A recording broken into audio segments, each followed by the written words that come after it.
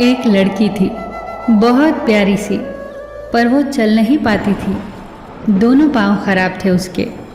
उसकी ज़िंदगी तो बस व्हील चेयर पर ही थी। बच्चों को खेलता देखती तो वो उदास हो जाती। वो रोती थी। अक्सर माँ से प्रश्न करती, मेरे साथ ऐसा क्यों हुआ माँ? माँ उसे समझाया करती, पर अपनी बच्ची को यूं दुखी देखकर वो भी दुखी हो जाती। उस बच्ची को अपने कमरे की खिड़की पर बैठना बहुत पसंद था। वहाँ से उसे सुंदर बागीचा, पास बहती कल कल करती नदी, उड़ते हुए पंछी और बागीचे में खेलते बच्चे दिखाई देते। उसकी माँ अक्सर उसे उस खिड़की के पास बैठा दिया करती। एक शाम जब वो खिड़की पर बैठी थी तो बाहर हल्की हल्की धूप और बारिश दोनों थे। जब बारिश रुकी तो एक सुंदर सा इंद्रधनुष आसमान में आ गया। उस लड़की ने अपने जीवन में पहली बार इंद्रधनुष देखा था। 7 रंगों से बना वो इंद्रधनुष लड़की के मन को मोह रहा था। वो लड़की इंद्रधनुष निहार रही थी कि बादलों ने सूरज की रोशनी को ढक लिया। लड़की ने जोर से माँ को आवाज लगाई। माँ भागती हुई आई। लड़की के चेहरे पर बड़ी सी मुस्कान थी।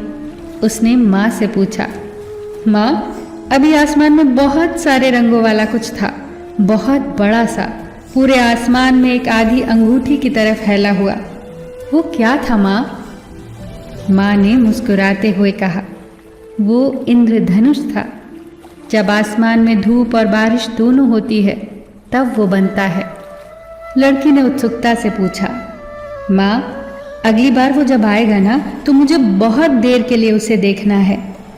माँ बोली, इंद्रधनुष थोड़े समय के लिए ही रहता है, पर हम जरूर कोशिश करेंगे उसे बहुत समय के लिए देखने की।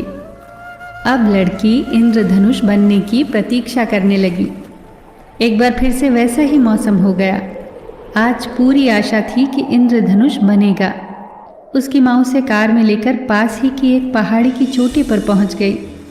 जब इंद्रधनुष निकला तो पहाड़ी की चोटी से वो इतना खूबसूरत दिखाई दे रहा था कि लड़की की खुशी का ठिकाना न रहा।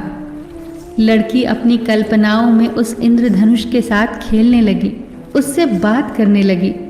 वो दोनों बहुत खुश थे। कुछ देर बाद इंद्रधनुष ने कहा, अच्छा प्यारी बच्ची, अब मुझे जाना होगा। लड़की ने कहा, अभी ठहर जाओ, इतनी जल्दी क्यों जा रहे हो आप? कितने अद्भुत और सुंदर हो आप, सबको इतनी खुशियां देते हो, फिर इतने कम समय के लिए क्यों हो आप? इस पर इंद्रधनुष ने मुस्कुराते हुए उत्तर दिया, जब ईश्वर ने मुझे बनाया था तो यही कहा था कि मेरा जीवन काल बहुत छोटा होगा। मैंने इसे स्वीकार कर लिया। मेरी इसी स्वीकार्यता के कारण मेरा रूप अद्भुत हो गया। मैं बेहद खूबसूरत रंगों से ढक गया। फिर मैंने सोचा कि मेरा जीवन काल छोटा है तो क्या हुआ, मैं इस छोटे से जीवन काल में ही दूसरों को खुशियां दूंगा। लड़की इंद्रधनुष की बातों से बहुत प्रभावित हुई। उसकी बातें लड़की को बार बार याद आती रही। फिर लड़की ने सोचा, ईश्वर ने मुझे जो दिया है उसे मुझे स्वीकार करना चाहिए।